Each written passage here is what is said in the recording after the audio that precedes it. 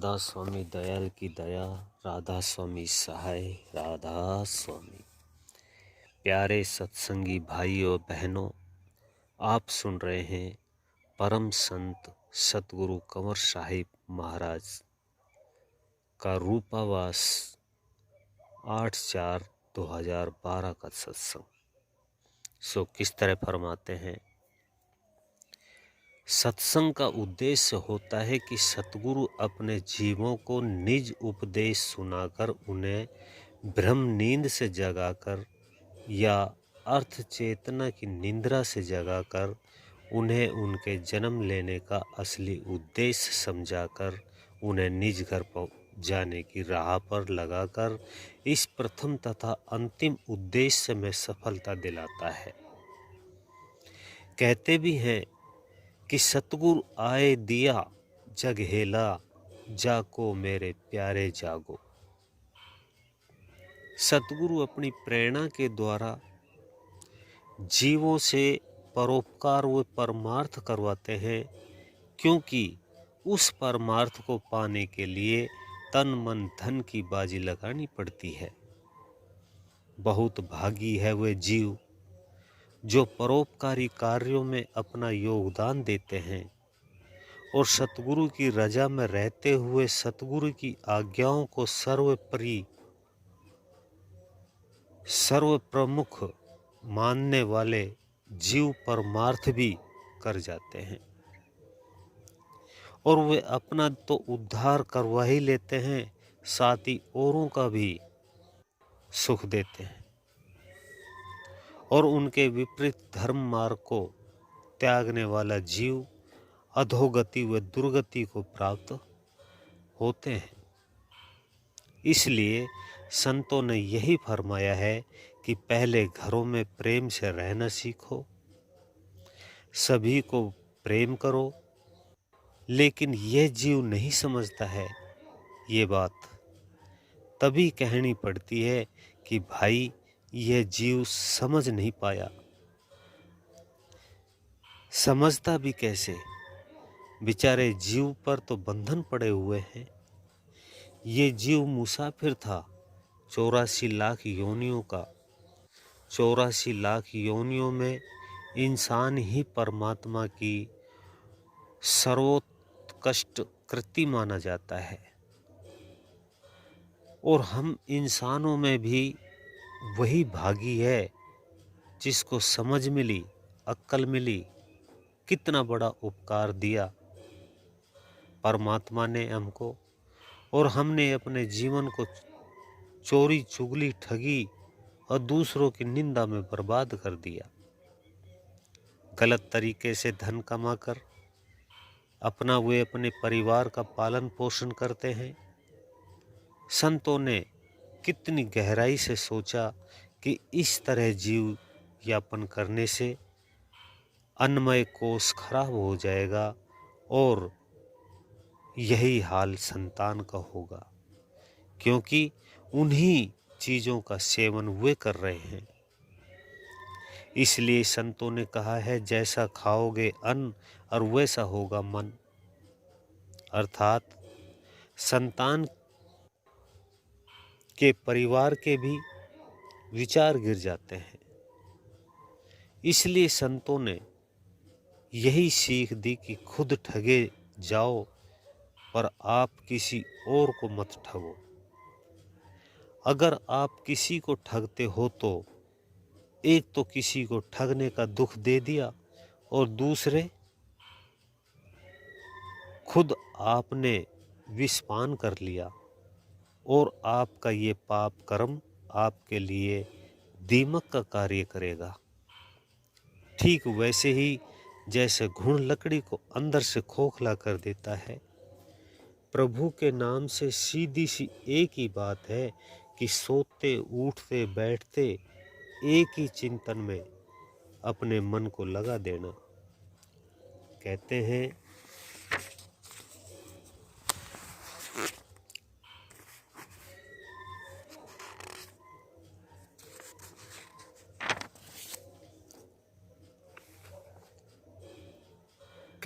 कि एक शब्द सुखरास है, और एक शब्द दुख रास प्रभु के सुमरण में लगाया है तो सुख रास, और यदि मन संसार में लगा दिया तो दुखों को बुलाने की जरूरत नहीं, अपने आप ही आ जाएंगे।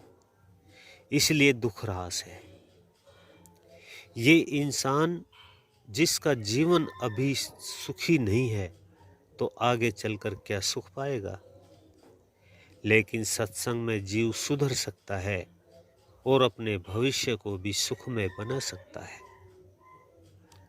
जब तक जीव संतों की संगति नहीं करता है, सत्संग की समझ उसमें विकसित नहीं होती है, तब तक वह इंद्रिय सुख को ही असली सुख मानता है और धीरे धीरे उस पर इन्हीं विकारों का आधिपत्य हो जाता है। पर जीव नहीं जानता कि यह सुख नहीं है, परम दुख है, क्योंकि वो ऐसी हालत में ये तक नहीं सोच सकता कि हम इस संसार में आए ही क्यों थे। इसलिए जरूरी है कि संतों का संग करें, क्योंकि संत निस्वार्थ भाव से आपको दीक्षा देते हैं, नाम का उपदेश देकर आपको अपने घर जाने का प्रबंध कर देते हैं। बुराइयों से छुटकारा मिलने पर सही जीवन जियोगे। आज कितने ही धर्माचार्य हैं, कथा कीर्तन आरतियां भगवत रामायण पाठ आदि हो रहे हैं, सब मुक्ति की बात करते हैं और मुक्ति के लिए ही है। मुक्ति को भी मुक्ति हो भी सकती है, लेकिन करनी नहीं। करनी एकमात्र संत मत में है, और संत मत व्यक्ति के जीवन को क्रियात्मक बनाता है, और जो इस राह पर चल देता है वह इस जीवन में सफलता प्राप्त कर लेता है। वह अपने अगत और जगत दोनों ही बना लेता है। लेकिन हम तो मौत से डरते हैं कि कभी कहीं मर ना जाए। केवल संत होते हैं बेपरवाह, कोई खौफ नहीं है उन्हें। हर रोज मरने की क्रिया से गुजरते हैं, वो फिर क्यों डरे, वो मौत से फिर क्यों डरे। यदि जन्म हुआ है तो मृत्यु अवश्य भी है, जरूर आएगी। कुम्हार बर्तन बनाता है, कोई बनते बनते टूट जाता है, किसी में दरार आ जाती है, कोई कच्चा रह जाता है, कोई ज्यादा पक जाता है। लेकिन सभी परिस्थितियों से गुजरते हुए जो ठीक बन जाता है, वही असली और सही बर्तन या घड़ा है। फिर जिस मकसद के लिए बनाया जाता है उसमें सफल हो जाता है। सुंदर और निर्विकार बर्तन बनाने के लिए गुरु करता है कुम्हार का काम शिष्य के लिए। परमात्मा ने इंसान को इस संसारी जीवन को चलाने के लिए 10 इंद्रियां दी, वे 9 दरवाजे भी हैं। संसारी कार्य तो सभी संपादित हो जाते हैं, पर जिससे जीव का कल्याण होना है उस 10वें दरवाजे को गुप्त ही रखा है। जब तक अमल नहीं कमाओगे तब तक वहां जाना और वहां से गुजर कर आगे जाना संभव नहीं है, क्योंकि सुनी हुई बातों को जब मूर्त रूप नहीं दिया जाता तब व्यवहार में जीवन में लागू नहीं किया जाता, तब तक उनका पूरा फायदा नहीं मिल सकता। ये ठीक वैसे ही है जैसे कि किसी स्वादिष्ट व्यंजन की विधि पुस्तक में पढ़कर उसे बनाना चाहते हैं, उसकी ओर मन आकर्षित भी होता है, मगर बिना बनाए हुए बिना खाए उसके स्वाद से सदा वंचित रहते हैं। ठीक ऐसी ही रूहानी मंडलों की बात भी करते हैं कि बिना अमल कमाए क्या प्राप्त होगा। इसलिए 9 द्वारों से दिन ब दिन क्षीण होती जा रही है।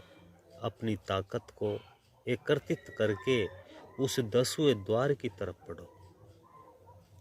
वहां पहुंचो जहां का जिक्र किया करते हो या सतगुरु के श्री मुख से सुनते हो। सुमरन से शुरू करो और धीरे धीरे आगे बढ़ो। सतगुरु और नाम को कभी भी न भूलो। सेवा करो और प्रेम करो। ब्रह्म हत्या, भ्रूण हत्या जैसे पापों से बचो। जन्मगे अपराध है ये भ्रूण हत्या करना या करवाना या इस कृत्य में किसी भी प्रकार से सहायक सिद्ध होना 1000 ब्रह्म हत्याएं करने जैसा है। राधा स्वामी। अभी आप सुन रहे थे परम संत सतगुरु कंवर साहिब महाराज जी का ये सत्संग। इससे आगे सुनने के लिए वीडियो को लाइक करें, चैनल को सब्सक्राइब करें, ज़्यादा से ज़्यादा शेयर करें। सभी सत्संगी भाई बहनों को राधा स्वामी।